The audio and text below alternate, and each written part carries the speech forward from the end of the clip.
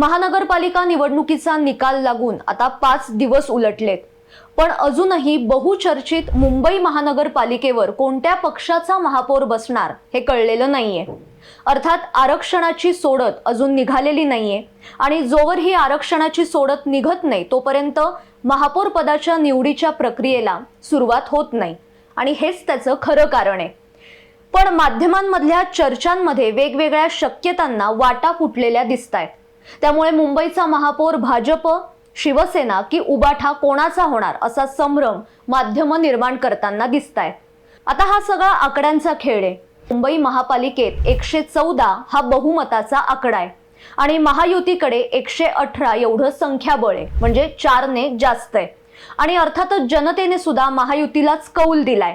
त्यात 89 जागांसह भाजप हा मोठा पक्ष ठरलाय, तर शिंदेंच्या शिवसेनेला 29 जागा मिळाल्या आहेत, तर दुसरीकडे 65 जागांसह ठाकरेंचा पक्ष हा दुसऱ्या स्थानी आहे आणि मनसेला 6 जागा मिळाल्या आहेत। म्हणजे ठाकरे बंधूंच्या शिवशक्तीकडे 71 एवढं संख्याबळ आहे।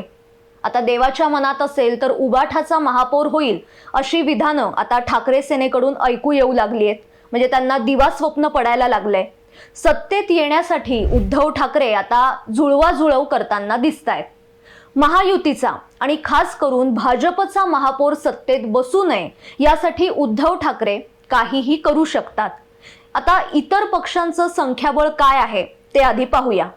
काँग्रेसकडे 24 जागा आहेत, MIM कडे 8 जागा आहेत, राष्ट्रवादी अजित पवार गटाकडे 3 जागा आहेत, शरद पवार गटाचा एकच नगरसेवक आलेला आहे, तर समाजवादी पक्षाचे 2 नगरसेवक आहेत। म्हणजे ठाकरेंनी आकड्यांची जुळवाजुळव करायचं जरी ठरवलं, सगळ्या विरोधी पक्षांना हाताशी धरलं, तरी 109 एवढं संख्याबळ होतं। बहुमतासाठी 5 जागा कमी पडतात आणि त्या सहजासहजी जुळवणं हे आता तरी शक्य नाहीये। पण आता विरोधकांचं आणि उद्धव ठाकरेंचं एकच ध्येय, ते म्हणजे भाजपला सत्तेपासून दूर ठेवायचं। त्यासाठी ते काहीही करू शकतात, म्हणजे भूमिका, विचारधारा वगैरे असं काही नसतं। आणि उद्धव ठाकरेंनी 2019ला ते आपल्याला दाखवलंय। आता पुन्हा एकदा विरोधक ते जुनेच पत्ते पिसण्याच्या तयारीत आहेत, म्हणजे असा आभास काही माध्यमांकडून निर्माण केला जातोय।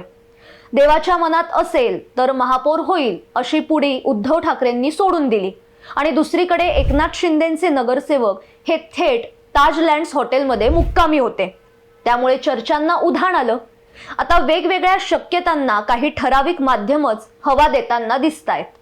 भाजपला सत्तेपासून दूर ठेवण्यासाठी उद्धव ठाकरे कोणत्याही पक्षासोबत युती करू शकतात। म्हणजे आत्ताही त्यांचे जे काही प्रयत्न चालू आहेत त्यावरून 1973 सालचा एक किस्सा आठवला, म्हणजे तो वाचनात आला। राजकीय खेळी आणि आपल्या मुत्सद्देगिरीने बाळासाहेब ठाकरे यांनी 1973 मध्ये शिवसेनेचा महापौर बसवला। 1972-73 मध्ये शिवसेनेने republic party of India Gavai गटासोबत मुंबई महापालिका निवडणूक लढवली होती। मात्र महापौर करण्यासाठी शिवसेनेला काही जागा कमी पडत होत्या आणि त्यावेळी काँग्रेस पक्ष हा मोठा पक्ष ठरला होता, पण त्यांच्याकडे सुद्धा बहुमत नव्हतं। त्यावेळी शिवसेनेने मुस्लिम लीगचा पाठिंबा घेतला आणि शिवसेनेचे नेते सुधीर जोशी हे महापौर झाले। त्यावेळी काँग्रेसकडे सर्वाधिक जागा होत्या, मात्र बहुमताचा आकडा गाठता न आल्यानं त्यांच्या हातून सत्ता निसटली आणि अवघ्या 40 जागा असताना सुद्धा बाळासाहेबांनी राजकीय गणित अचूक जुळवलं। काँग्रेसला सत्तेपासून दूर ठेवण्यासाठी बाळासाहेबांनी मुस्लिम लीगसह सगळ्या छोट्या पक्षांशी हातमिळवणी केली। या हातमिळवणीमुळे राजकीय वर्तुळात मोठी खळबळ उडाली। त्यावेळी बाळासाहेब ठाकरेंनी स्पष्ट शब्दात उत्तर दिलं की काँग्रेस नावाच्या सापाला ठेचण्यासाठी आम्ही मुस्लिम लीग नावाच्या नागाचा वापर करत आहोत आणि या राजकीय खेळीमुळे सुधीर जोशी हे महापौरपदी बसले। शिवसेनेच्या इतिहासातील एक महत्त्वाची घडामोड, एक महत्त्वाची युती म्हणून याकडे पाहिलं जातं। आज या घटनेला 53 वर्ष उलटून गेली आहेत, पण एक गोष्ट इथे समजून घेतली पाहिजे की त्यावेळी 1973 साली बाळासाहेब ठाकरे यांनी मुस्लिम लीगची फक्त मदत घेतली होती। त्यांना सत्तेमध्ये कोणतंही पद दिलेलं नव्हतं किंवा आपल्या विचारधारेशी, भूमिकेशी कोणतीही तडजोड केलेली नव्हती। तसं बघायला गेलं तर युत्या आघाड्यांचं राजकारण हे महाराष्ट्रासाठी आणि जनतेसाठी काही नवीन नाहीये, पण प्रत्येक वेळची परिस्थिती ही वेगळी होती। काँग्रेसला दूर ठेवण्यासाठी बाळासाहेब ठाकरेंनी युती केली, पण आपली विचारधारा किंवा भूमिका सोडली नाही. पण आजचं चित्र काय, तर उद्धव ठाकरे त्याच काँग्रेस सोबत मांडीला मांडी लावून बसलेत. त्यांच्यासोबत सत्तेत सामील सुद्धा झाले. काँग्रेसच्या दिल्लीश्वरांच्या मागे पुढे करतायत.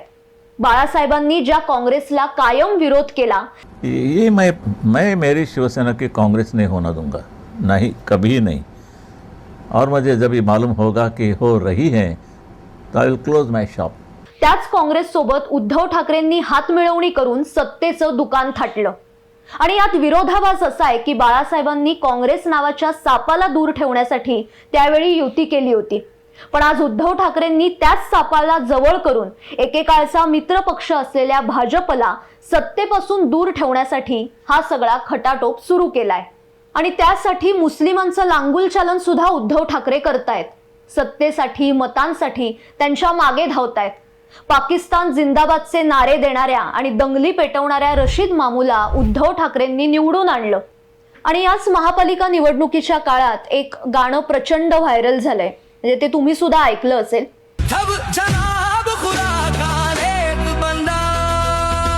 उद्धव जनाब खुदा का नेक बंदा. वाह, काय शब्द आहेत बघा. आणि या गाण्यामध्ये एक ओळ आहे, काफिरों को छोड़ के आपने मुसलमानों को पनाह दिया.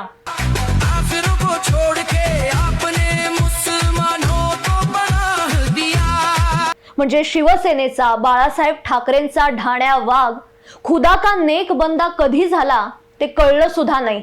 आणि याच उद्धव ठाकरेंच्या सभांमध्ये आय लव्ह मोहम्मदचे बॅनर सुद्धा दिसत होते. बाळासाहेब ठाकरेंनी मुस्लिम लीग सोबत युती केली असली तरी मुस्लिमांचं लांगुल चालन त्यांनी कधीच केलं नाही. पण आज उद्धव ठाकरे जे काही वागतायत, म्हणजे 2019 नंतर त्यांची जी भूमिका बघता, त्यांनी बाळासाहेब ठाकरेंचे सगळे विचार हे गुंडाळून ठेवलेत.